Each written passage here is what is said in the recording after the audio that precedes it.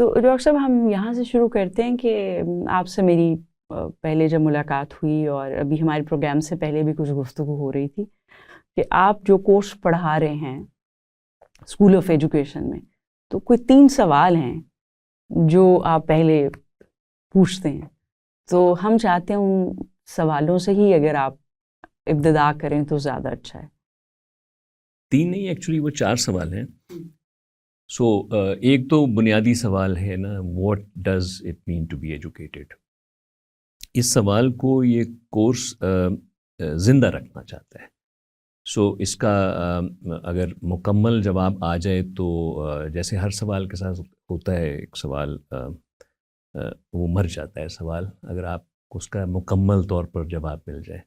سو یہ کورس میں اس کی اس وقت تیسری آئٹریشن ہے. پہلی بار یہ course doctor Faisal Bari my colleague and the ex dean of school of education, ان کے ساتھ مل کر کے میں نے آفر کیا تھا. Both of us offer this course. پھر اس کے بعد ایک بار اور آفر کیا گیا ان دا فال آف 2025 ریسنٹلی، اور پھر اب اسپرنگ میں ہم اس کو پھر آفر کر رہے ہیں. تو اس میں پہلا سوال جو ہم پوچھتے ہیں under this very broad question is what is the substance of education.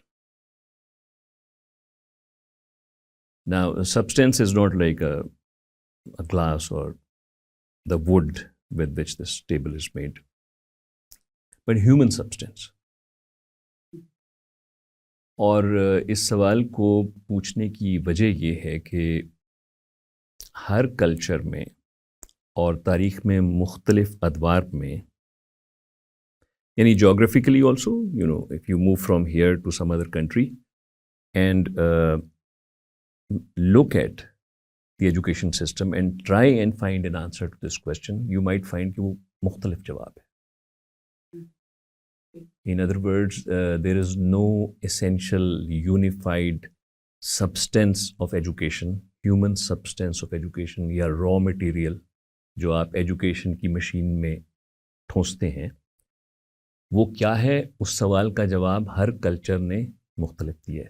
So education کی مقاصد کو سمجھنے کے لیے یہ سمجھنا بہت ضروری ہے کہ وہ کیا مفروضے ہیں ہیومن سبسٹینس کے بارے میں جو ہم تعلیم کو امپارٹ کرنے سے پہلے وہ ایزمپشنس بناتے ہیں کہ ہیومن نیچر ہے کیا.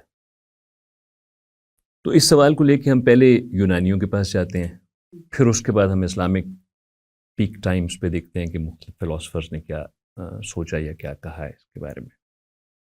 And then we move to Europe, the Renaissance and Enlightenment.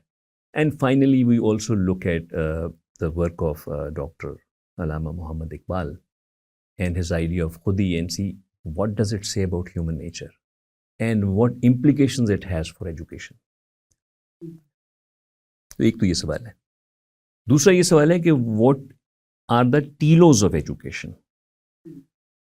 ٹیلوز جو لفظ ہے وہ ٹیلیولوجی سے ڈرائیو ہوا ہے، the end point. So what is it that you want to see at the end of the process of education. So اس کا سوال بھی مختلف ہے. اگر آپ ماضی میں چلے جائیں گے تو دا process of education is producing some thing different, اور کیا اس کو کہنا چاہیے کہ جو مقاصد ہیں کہ جب یہ تعلیم یہ شخص پا جائے گا تو یہ کس طرح کا انسان نظر آئے گا.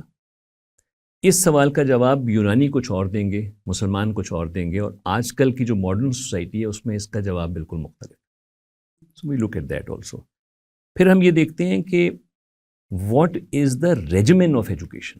اچھا، ریجیمن میں یہ سب چیزیں آ جاتی ہیں، curriculum, teaching, how the schools are organized, who organizes the schools, who funds the school. یہ تمام سوال جو ہیں یہ ریجیمن میں آ جاتے ہیں. یہ بھی مختلف ملے گا آپ کو.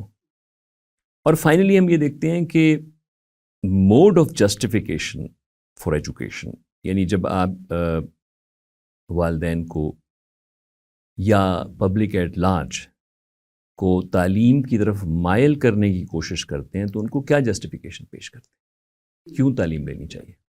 تو اس سوال کا جواب بھی آپ کو ہر معاشرے میں ہر وقت میں مختلف ملے گا.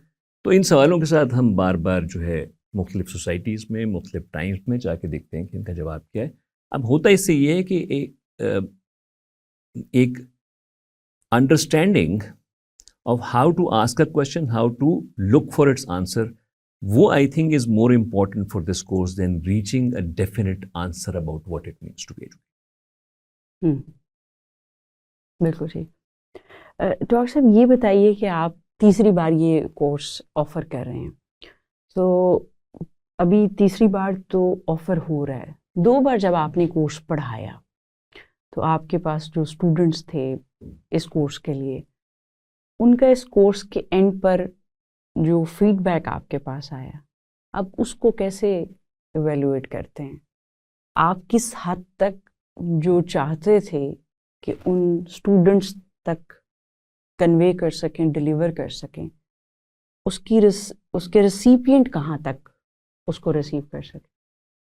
It does, so the course does open up ways of thinking about education جو generally ہمیں جو مین اسٹریم ڈبیٹس ہیں ایجوکیشن میں, اس میں آپ کو وہ سوالات نہ اٹھائے جاتے ہیں نہ ان کا جواب ڈھونڈا جاتا ہے.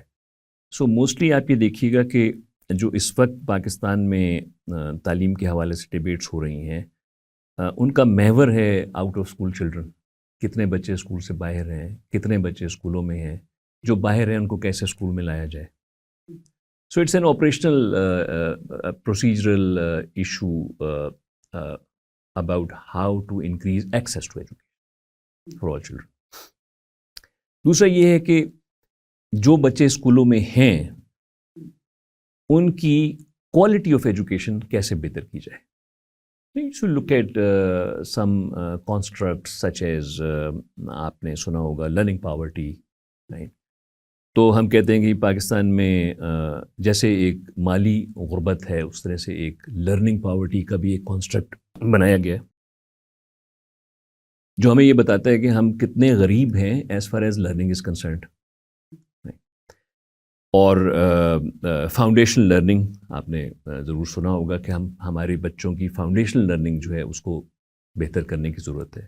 یہ اوور لیپنگ کانسیپٹس ہیں, لیکن زیادہ تر ڈبیٹ یہ ہو رہی ہوتی ہے کہ فاؤنڈیشنل لرننگ کو کیسے بڑھایا جائے, لرننگ پاورٹی کو کیسے کم کیا جائے. اچھا, اب یہ سوالات میرے خیال میں جو پرپزز آف ایجوکیشن ہیں ان کو ہٹ نہیں کرتے. سو if you look at foundational learning, the bar is set very low, but for good reasons. For example, بچے جو ہیں ایک simple math problem solve کر سکتے ہیں, نہیں کر سکتے, but can they imagine, can they reason, all of those human faculties that actually help you push harder, push forward, create science, imagine new worlds. یہ سب باتیں جو ہیں ان کی تعلیم میں ہم یہ دیکھنے کی ضرورت محسوس نہیں کرتے, because we're setting the bar very low. Right? Now the assumption is کہ اگر وہ foundational learning, which is the ability to read and write and perform simple mathematical operations, اگر وہ یہ کر لیں گے تو اس کا مطلب یہ ہے کہ they will be at a place from where they can begin to learn more. But what is it that they should learn? And how is it that they should learn that? So both the content and pedagogy. Beyond foundation learning, you will find very little debate happening in Pakistan. So one of the things that I think this course succeeds to do is to open up new ways of thinking about education.